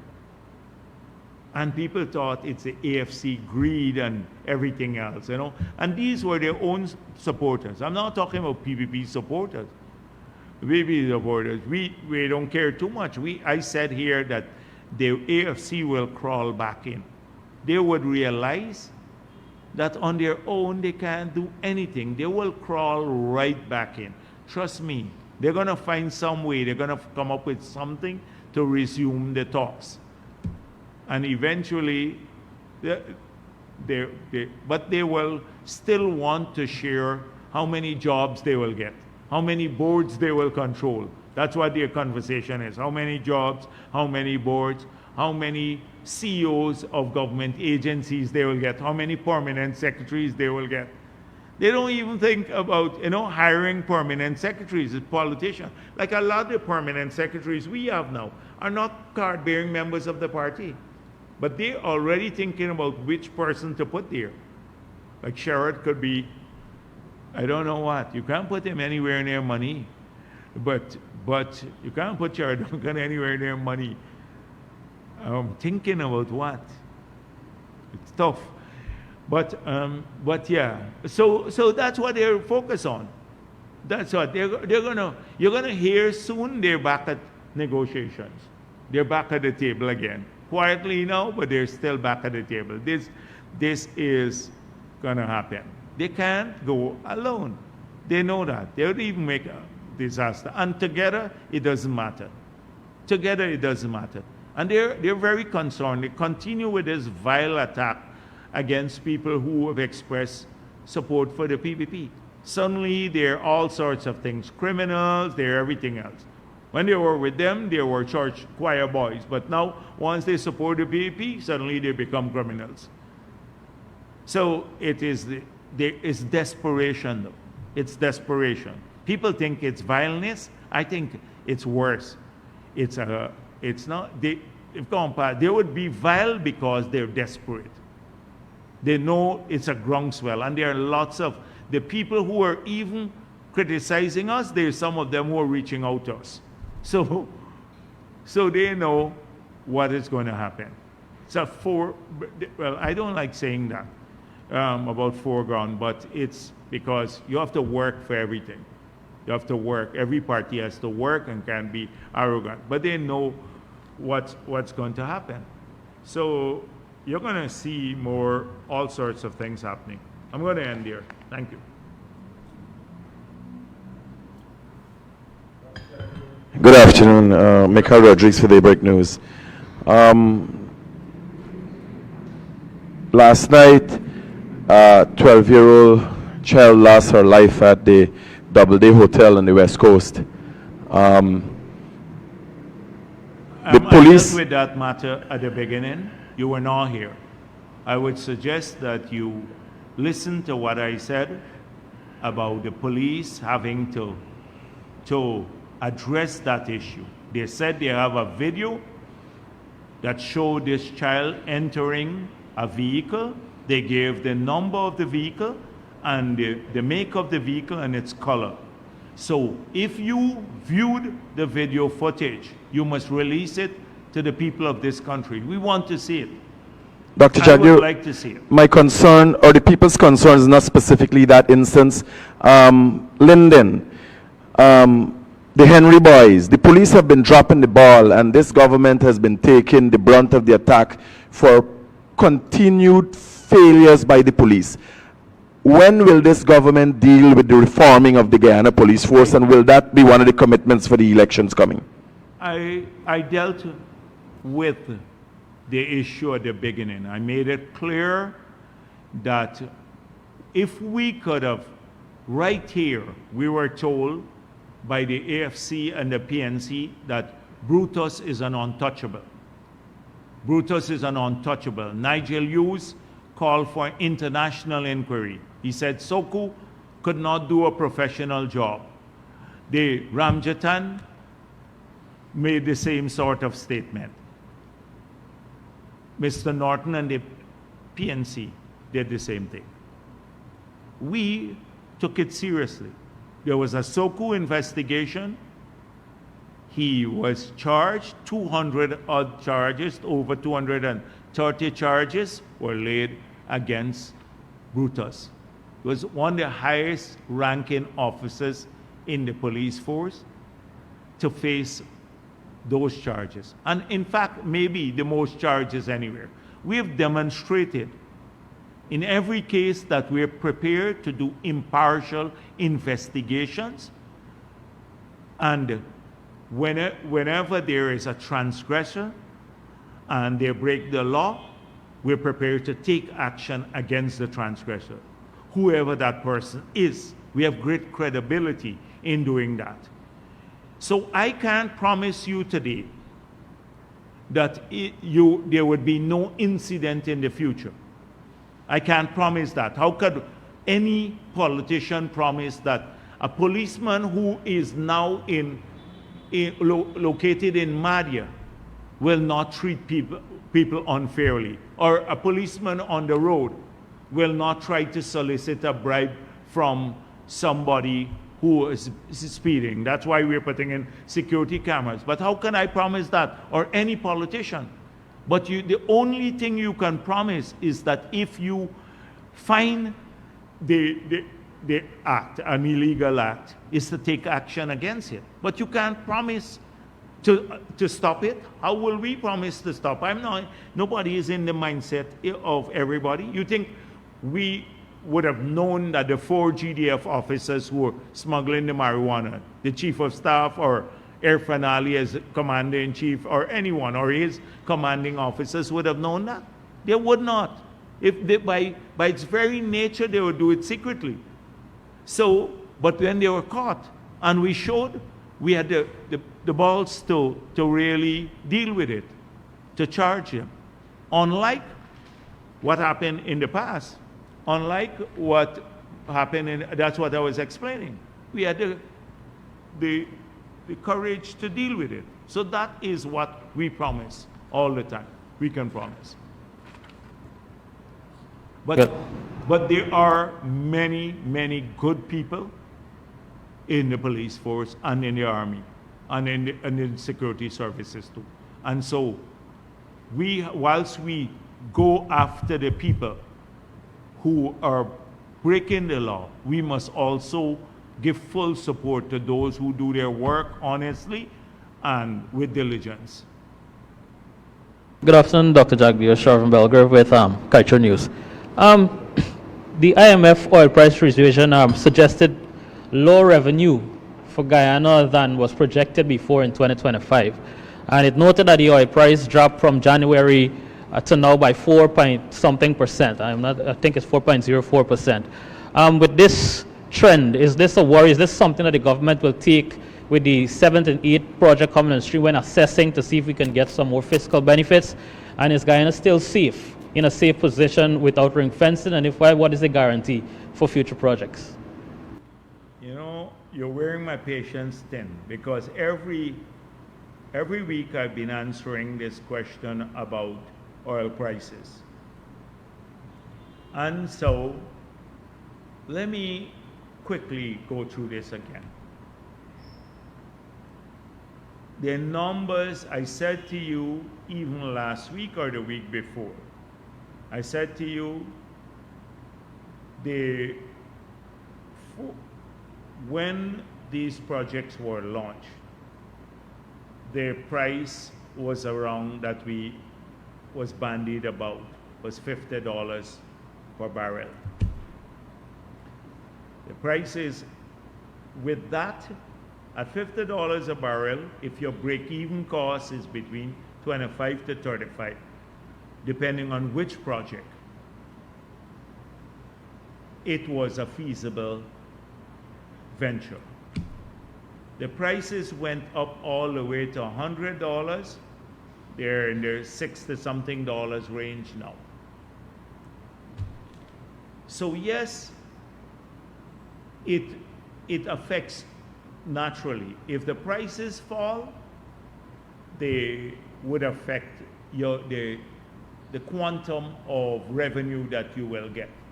But when they rose also from the past, they increased the amount of money available to us too, not just as revenue, but they allowed us, that increase allowed us to accelerate the amortization of the investments.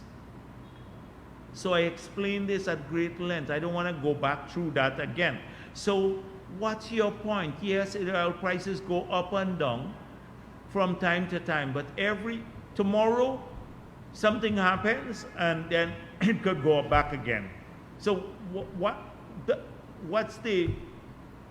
are you trying really to get at? I don't understand. I know you said that the oil prices fluctuate, but recently it has been going down, and it's looking worrying with the situation right in the market. Yeah. It's in the 60s, 65, 66. Yeah, exactly. So that's what I'm saying. It was 61.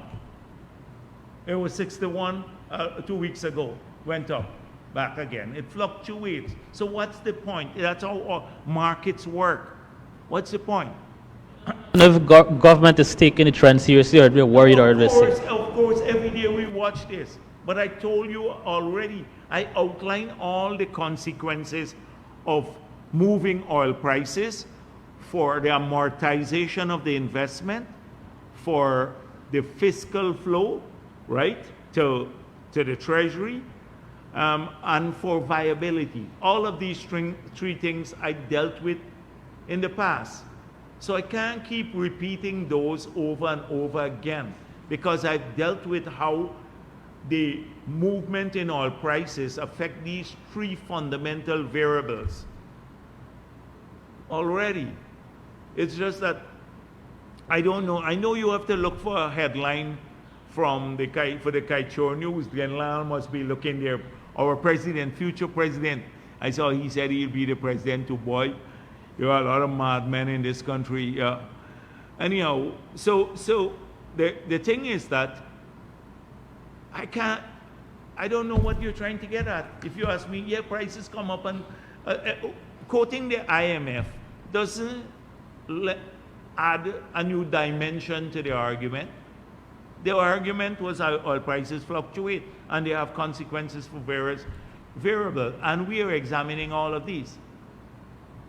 Okay, no problem. Yeah. Secondly, the recent report from the U.S. on the narcotics and drug control, there is a section that says that in addition to corruption in the police force, that poverty and low-paying jobs is contributing to drug trade. Do you agree with the U.S. report, and what? Yeah, I dealt with that, the same point from 2019, the same thing about wages and salaries, they said.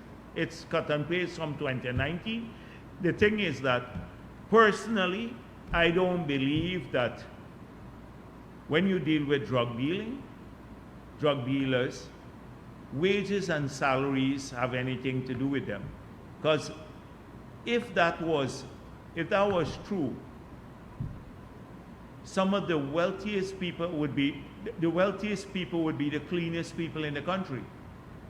Because they're wealthy, that means they don't need to do illegal things. It's not correlated. Some wealthy people become wealthy, and they continue to do because of illegal activities, and they continue to grow their wealth because of illegal activities.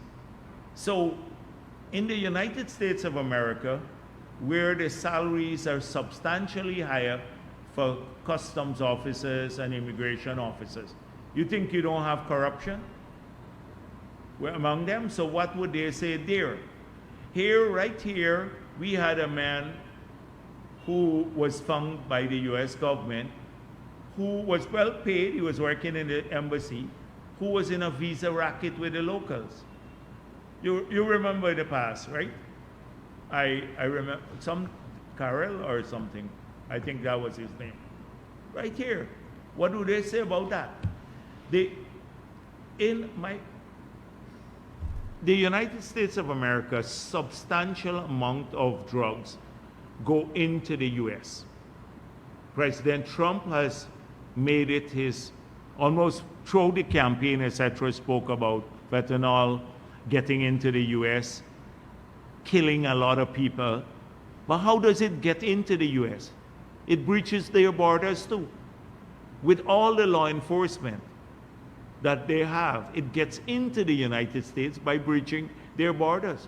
So we can say that the biggest failure of law enforcement is in the United States, because with the volume of drug that get in there to create this, what the Republicans and President Trump has called an epidemic of deaths associated with illegal drug coming in from Mexico and other places.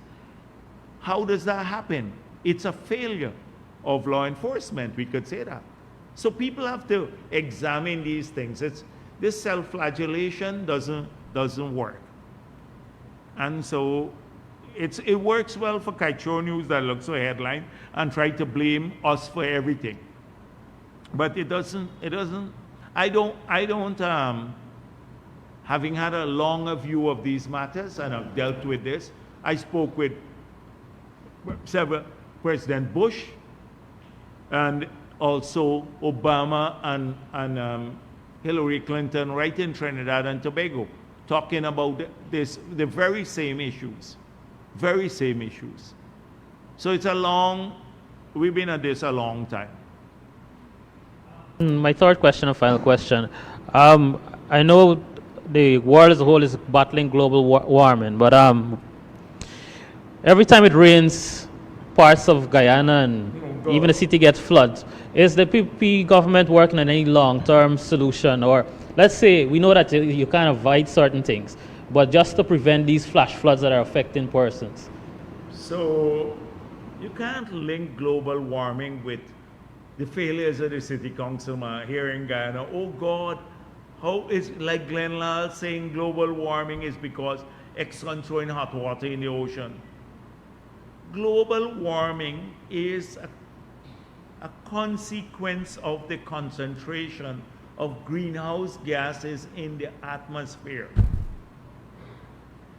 So here, suddenly, if you get a flood in your yard, it's global warming. The thing is, clearly now we have a changed weather pattern, if that's what you're getting at.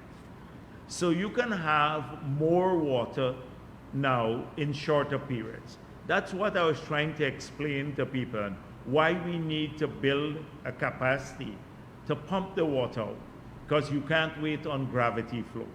So when Georgetown was designed, it was designed for like 2 inches of rainfall in the colonial era in 24 hours.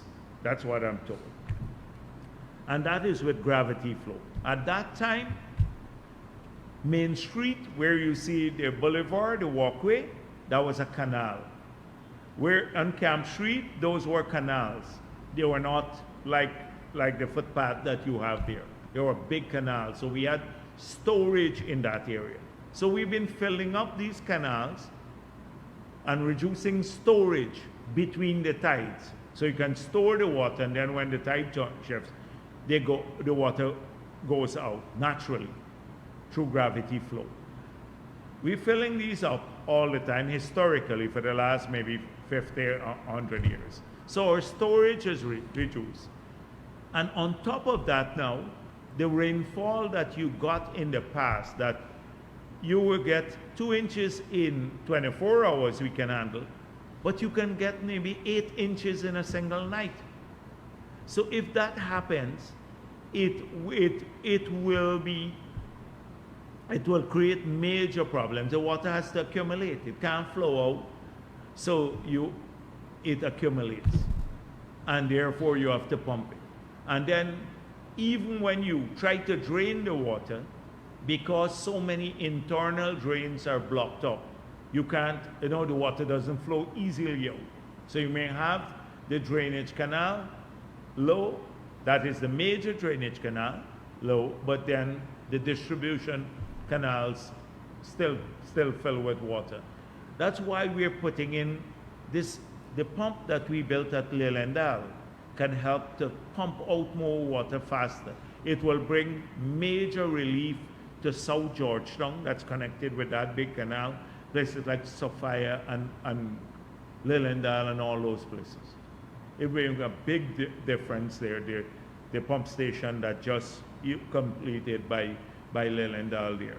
So we double the capacity to pump water out. So we are preparing for that, but you got to talk to Glenn Lal about this global warming business. Talk to him. It's not so simple that every time rainfall is global warming. Historically, we have had that even before, a long time. You grow up in the area, the people don't clean the drain, water accumulates in your yard. Not global warming for everything. Yes, go ahead. Good afternoon, sir. Anna Williams, Culture News. Sir, now that you and your party are preparing to ask the electorate for a renewed mandate, can you say in your more than 30 years in politics, what policy or project you are most proud of and how has it benefited the citizens of Guyana? Well, the project to restore Guyana from bankruptcy to economic viability. One project. Forget all of the other roads and power and hospitals and school. And it's often a project that people don't pay attention to. So tomorrow I'll be at a convention center. I think the Economic Society from UG asked me to meet with young people there. And I saw they changed the topic a bit, but it doesn't matter. I'll deal with that. But I wanted to talk a bit about the economic history of this country, because people need to know that. So if you look at McIntyre's report, as I said before, the starting point was 1990. That report came in 1990. I wish, maybe the next time, next Thursday, I'll read you excerpts of the report, because when he came here, he was the Secretary General of CARICOM, then advisor, then he was the good officer for Guyana for a long time in the Venezuela dispute. Respected Caribbean economist, leader, etc. The report was a damning one. It said we are below Haiti, but it tells you about the debt. He said the debt was 7 times the export figure of Guyana. And then the arrears on the debt was another 4 times the export value of Guyana. So imagine with the debt and the export arrears, it was 11 times the value of our export. That was 1990, that report came out. The PPP took office. Remember, Desmond Hoyt was supposed to hold elections in 1990, 85 to 90. He got another 2 years because there were already the voters list, etc. We were fighting for elections. Got 7 years. That's what we took over. I was in the finance ministry then. I know we couldn't find money to pay wages and salaries. Debts. You couldn't find money to pay debts, much less wages and salaries. By the time the people left in 2011, November 2011, the country's finances had substantially changed. By 2015, when the PPP left office, we brought the debt down from 900% of GDP down to 40, 45% of GDP. One of the lowest figures in the world pre-oil. Pre-oil. So that's an important point to make. It's pre-oil. And servicing of that debt down from over 100% of revenue to 10% of revenue. One of the lowest figures in the region too. That's insolvency. You can't, we couldn't, the reason we went to the IMF is because we were bankrupt. Nobody was lending us. I read you the excerpts and you will see what the inflation figure was. The fiscal deficit was 51% of GDP. So that meant every 2 years, if you borrowed, you were doubling the debt just to finance the fiscal deficit, right? Every 2 years, you were doubling that. And it all came about by printing money. They were financing the deficit by printing money. That was the state in 1990. What's the deficit now? Less than 10% of GDP, the fiscal deficit. The BOP deficit was maybe 47% of GDP. Now, we get in trouble with the US because we run a trade surplus with the US. So, we have a balance of payment surplus now. So that's, if you ask me about that, but of course, Kaichor News will now write that. People hardly write about that. That's because of hard work over many years. So my record, going through those tough years when we didn't have money, and we had all the demands, and we had APNU on the street burning things, and supporting criminals and everything else, we've struggled through all of that and change the country. Bankruptcy to the most dynamic economy in today, well, even before oil, in the region, and today the fastest growing economy in the world. That's where we are. And PPP stewardship. PPP stewardship.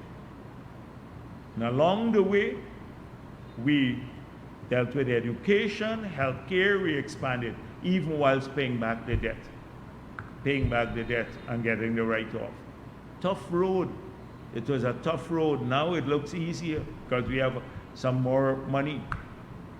But it was tough all along the way. And so I don't want to go into what project I work on, a project. You remember the Marriott that Glenn Lal said? I own the Marriott. Up till now he keeps saying this, I own the Marriott. This delusional guy. And you could check, even APNU doesn't say that nonsense. Because they were in office and they know. You were saying they said they would turn it into a hospital.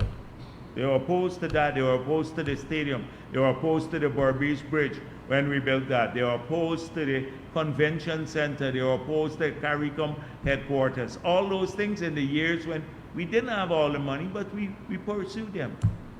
We built them. They killed their miler when we did it. They were opposed to the one laptop per family. Remember, they discontinued it when we started giving the laptop out to people. I went to Essequibo, people asked again, can we, and that's one of the suggestions we got, by the way, can we return to that, a laptop per family, or to get more people with instruments. So I can enumerate 100 things, but the key thing was economic viability. Went from a bankrupt country to economic viability. Yeah.